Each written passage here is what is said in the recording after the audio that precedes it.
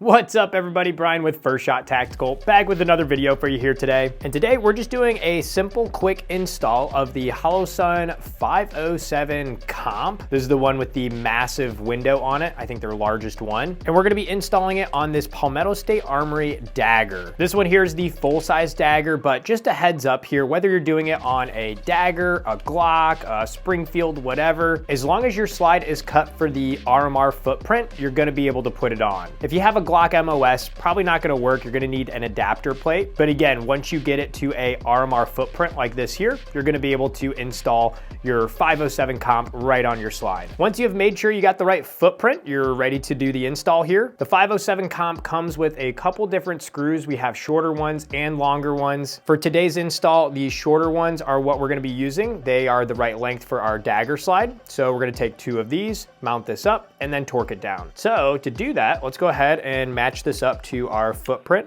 right here on the slide. We're gonna take two of our screws, drop them in, so 1 and 2. And then I have this torque screwdriver. This is just from Harbor Freight. I'm gonna start at 10 inch-pounds, but typically I like to go to about 13 to 15 inch-pounds for actually torquing it down.